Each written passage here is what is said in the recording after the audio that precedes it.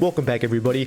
Nathurow back on the scene with another video, and I'm back with some Geography Now. Man, it has been a while since I've watched a Geography Now video. The last one that I did watch was it wasn't one about a country. He was actually saying that he was going to take a break from it. I think he mentioned something about focusing on taking care of his mom for a while. And I remember him saying that he was like gonna go randomly pick up like trash. I think I think it was in Los Angeles, California. But I'm glad that he's, he started posting videos a little later, and I'm glad he's doing well. But I'm here to react to Slovakia, which has Peter. PPPeter. That is freaking awesome. Very excited on what he's gonna mention, like the Tatry Mountains or like the splitting of Czechoslovakia. But anyway, let's jump right into it. Let's find out. Everybody, we are back to Geography Now. Good to see you again. So this episode, good to see you too, man. Alright, for the 18th time on this channel. In the Slavic world, you have the Eastern Slavs. No. Don't just come on, man. The Balkan Slavs. Oh, arguing.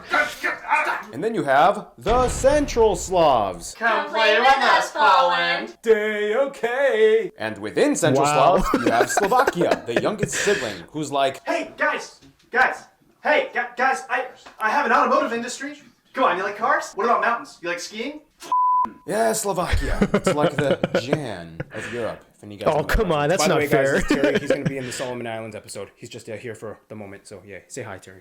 Hi. Anyway, cue the new intro. It's time to learn geography. No! Hey everybody, I'm your host Barbs. Very nice Slovakia, intro. not Slovenia. That's the next episode. They're sick and tired of being confused with each other. They literally even have a monthly meetup between embassies to exchange mistakenly addressed mail. To make things even more confusing, they're both Slavic countries. Their flags are similar. They both had a history of dramatic communism years, and even their names and languages have the same prefix of Slovene. Nonetheless, Slovakia. Before we start, just want to introduce someone who will be helping me throughout this episode. I guess I can see the Slovakia's confusion. top YouTubers, PPPeter. Hey guys, thanks for having me, Barbs. Damn. Okay, so he's here. I knew that there was probably going to be some confusion with like Slovakia, Slovenia. Same number of syllables. They both sound similar flag, both Slavic countries. Basically all that they mentioned. But I didn't know that they that they had to like exchange, I guess, mails between the two, because they're like, I didn't think it was that bad. Damn, it must be a pain in the ass. Let's keep going. Huge fan of the show. I was born and raised in Slovakia. I lived there for 18 years, so I hope I can be of some help. Thanks, Peter Man. Anyway, let's look at the globe, shall we? Cue new transitions. Wow.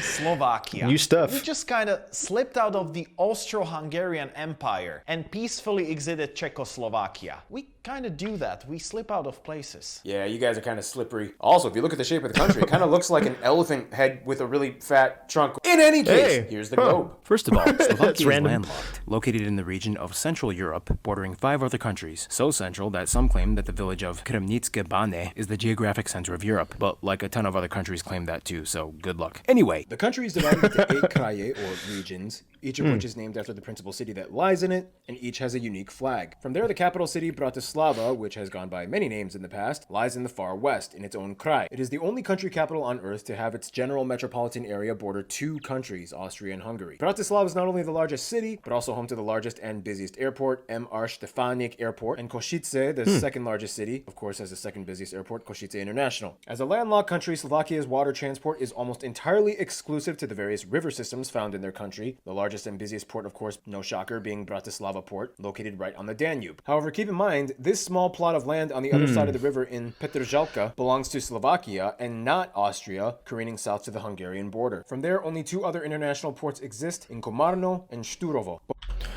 Why did he stress the fact that it belongs to Slovakia, not Austria? Is there some kind of history with that? I mean, was it under Austrian control at one point? Was it split off at some point? Yeah, if you have more insight on that, please let me know. Both on the border with Hungary. Slovakia has a very extensive state-owned rail network called the ZSR, reaching nearly every major town and region. From there, the border is pretty simple, mostly lining up on natural boundaries like rivers or mountains, with the occasional anomaly like Velké Slemence, a town inhabited mostly by Hungarians, split between Slovakia and Ukraine, making it a dual-split minority ethnic enclave. Man, so that reminds me of one of Peter's videos where he said that if Slovakians ever make fun of Czechs, one of the things that Czechs like tell Slovakians is like, oh, you North Hungarian asshole. And then I found out that that I think like back in the day that Slovakia was part of Hungary at some point. But yeah, when he said like, you know, there's Hungarians in there, it just reminded me of that. Fun fact, Slovakia has 5 tri-points with their neighbors. And you can find tri-point posts for every single one, even if the border is across the river. Whew, that was quite a bit. Wait, Peter, you're from Bratislava, right? Yeah, Bratislava is kind of a weird place, man. They have a UFO restaurant on their bridge and a UFO sculpture. I guess we like UFOs a lot. Oh, and see if you can find a sewer worker statue, a car cableway, and if you look carefully, see how many hidden war bunkers you can find. The weirdness doesn't stop in Bratislava. In other parts of Slovakia, you can find things like Cage of Shame in Levoča, where annoying people would be put if they're gossiped too much. A hotel that looks like this, and they even have a train that goes through a football field for some reason. I was there for the second episode of my YouTube travel series from Slovakia that shows the most intriguing places of our little big country. Wow. All that sounds freaking awesome. I'm sorry, but I have to see that car lift thing again. I've got to see that. Oh, come on. Where is it? Where? Sewer worker statue, a car cableway, and if you look carefully, see how many hidden war bunkers you can find. The weirdness doesn't stop in Bratislava. In other parts of Slovakia, you can find things like Cage of Shame in Levoča, where annoying people would be put if they're gossiped too much. A hotel that looks like this, and they even have a train that goes through a football field for some reason. I was there for the second episode of my YouTube travel series from Slovakia that shows the most intriguing places of our little big country. This almost sounds as if like people from the country got together and just thought of ways to like I guess, you know, get people more excited about random things, but oh man, that's like super random. But I mean, shit, that car cable thing, you know, I would really like to see that in real life. Wow, that's like the worst place to put a train track. I know. Why would they do that? I don't know. Whoa. Or is it the best idea? Huh? If it were me, I would get even more creative with that train. I would probably have a guy with one of those t-shirt guns. And as the train goes by, I would just be like shooting t-shirts into the stands at people. Yeah, I know. Probably very dangerous, but hey, I think people would love it. Slovakia. Well, speaking of notable spots, what are some of the cool sights to see, Peter? Let's see. You have the Stará Bystrica astronomical clock, the Chmarovský viaduct, Levoča Cathedral with the tallest wooden altar in the world, painted village of Čičmany, Andy Warhol Museum of Modern Art, the Kláštorisko ruins, Piešťany spa, and the most notable sites would have to be one of the many historical wooden churches, or the over 200 castles and 400 chateaus found in the country, which, depending on your definition of a castle, makes Slovakia one of the countries with the highest number of castles per capita in the world. No, Slovakia, listen here. Wales has more castles per capita than we do, so we take that title, okay? Thank you. Yeah, put it up there. Thank you, random Welsh correspondent Duncan. Follow him on Instagram at CurlyCoodLife. And Hihua. Thank you, Peter. Now, Slovakia doesn't just have a bunch of notable buildings and monuments. They also have some sweet nature, which brings us to the mountains. So there's kind of an ongoing joke in Slovakia. It kind of goes like this. On tonight's news, tragedy struck as local authorities discovered a mountain climber who was found dead near the top of Vinica Peak. Just say it. We already know. Come on, man. Come on. Identified as Mr. Jakub Novak from Prague. Yeah! That's A Czech dude knew it. I mean, it's terrible. Yeah, they love their Czech brothers, but Czechia isn't exactly known for being the most mountain-savvy country on Earth. Which brings us to the motion graphic. Being over 80% mountainous. Oh man, well then again, I mean, Slovakia is known for being a very like mountain area, so I guess it's kind of common probably for like tourist people, I guess, to really not know what they're doing if they don't come from like a mountainous region. So yeah, I guess that makes sense. But still, because of the brotherly rivalry probably between the Czech Republic and Slovakia. They're like, it's got to be someone from there, right? It's probably one of their most like common people that visit Slovakia is people from the Czech Republic, so that's pretty funny. Slovakia sits on the northern part of what is now the larger chain of mountains known as the Carpathians that swing into a hook all the way to Romania. Within the Slovakia section, there are subsections of mini ranges like the Little Carpathians, the Slovak Central Mountains, the Ore Mountains, the Maple, the Little and Great Fatras, and the Low and High Tatras, the latter of which you can find the tallest peak, Gerlachowski Štit. From these mountains flow many of the mighty rivers, such as the longest one, the Va River, at about 403 kilometers long. Of course, the Danube River is probably considered the most important as it passes through Bratislava and many other important towns along the Hungarian border. Along the Danube is one of only two major flat areas, the Danubian lowlands and hills. This is where the highest concentration of people live in the country and where about half of the agriculture is produced. From there, the only other main uninterrupted flat area would be the eastern Slovak flat by the tri-point with Hungary and Ukraine. Slovakia doesn't really have many large lakes or inland bodies of water, the largest one probably being the Lake Orava Reservoir fed by the Orava River. In fact, the creation of this reservoir inundated several villages, including the famous Slanica, birthplace of this famous guy who standardized the Slovak language. So yeah, kinda sucks for his legacy. In any case, finally, within Slovakia, you can find over 6,000 known caves, like the longest one, the Cave of Liberty, one of the only few rare Argonite caves in the world. It is also a UNESCO heritage site. And to this day, caves are still being discovered and charted. They love their caves. So yeah, long story short, Slovakia is definitely a mountain country. Hiking is one of their favorite pastimes. And within these mountains, you can find over 1,300 mineral springs. In fact, Slovakia claims to have more public mineral springs per capita than any other country. And they have the second largest reserves of fresh drinking water in Europe after Austria. And hot springs, looks so they refreshing. have them too. Most famous one being in Piešťany, which was a favorite spot for Romans. Oh, and we have this unique meadow with thousands of ground squirrels where you can feed them and play with them. Yeah, a lot of... Okay, that had to have been influenced from his Peter videos. That's a nice touch.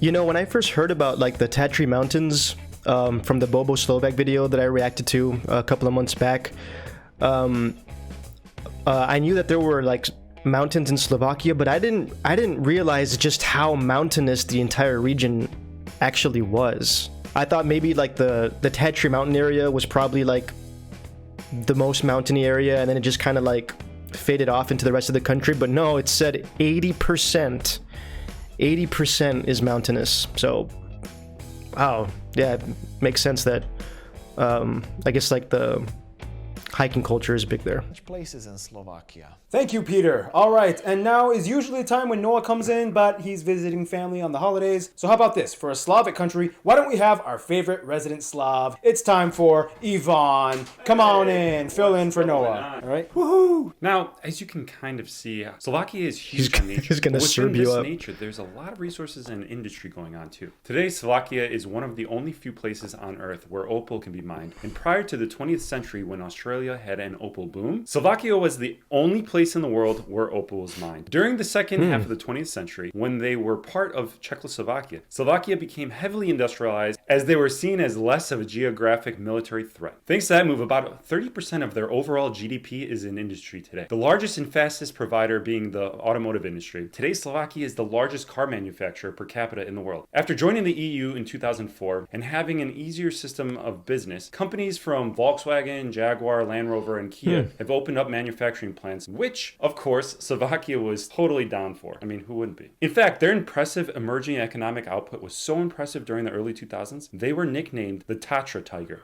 And speaking of tigers, here's Gary Harlow to give you a little rundown on the animal situation going on in Slovakia. Oi, it's me. As a nature haven, Slovakia has a lot going on, especially in one of the 9 national parks, most of which are located in the central mountainous parts of the country. Here, a plethora of diverse alpine and carnivorous forest region species can be found, like the most common mammals, European bears, foxes, wildcats, and minks. Hunting is completely prohibited within the parks, and and some species are protected nationwide. There's over 300 bird species like loons, egrets, and storks flying around, probably dropping off babies, as do 17 species of amphibians, the bullfrog, the marsh frog, the edible frog, named that way because it's commonly eaten. The edible frog is also a klepton, which means it reproduces asexually. That poor frog. That poor frog. I mean, you've been eaten so many times that they just decided to call you the edible frog. Simply because you just get eaten so much. Hey. If it works, it works. Essentially laying cloned eggs of itself. That's super weird. So remember, Slovakia, home of the cloning frogs that you can eat. And that's all for me. Thanks, Gary. Well, speaking of edible, it's time we end off this segment as we always do. Food! 2 words, potatoes and dairy. Specifically sheep dairy. Slovaks love these 2 things. I mean, they love it. They have everything from potato pancakes, both thick and thin, potato dumplings, and even their national dish is a bunch of potato lumps with sheep cheese and bacon. How does that make you feel, Ivan, as a Serb? I definitely would eat it. Cousins, long lost. Ciao, brate. They even have this massive fried cheese thing. Sauerkraut and sausage soup, garlic soup, and of course the national drink borovica and chatra tea, which is a liquor made from tea. Oh, and speaking of drinking, don't forget the kapurkova. You have to drink the last shot offered to you before you leave a house. It's considered disrespectful if you don't. In fact, we Slovaks have a long history of drinking. Even some of our high-ranking politicians that were recorded drunk in public. Jan Super, who literally crashed his car. Oh yeah, and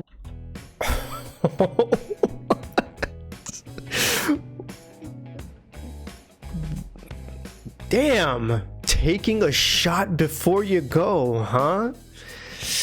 I tell you what, I mean, if you're gonna go out and party in Slovakia and you're gonna do a bit of pre-drinking, I'd be all for that. Although I will admit, had I not heard about it from here and then say I had traveled to Slovakia and someone said, hey, you gotta, it's customary that you take a shot before you go, I honestly would have probably thought that they were kidding or just kind of like messing with me, like, let's see if this guy actually believes us about that. But in this case, it's actually true.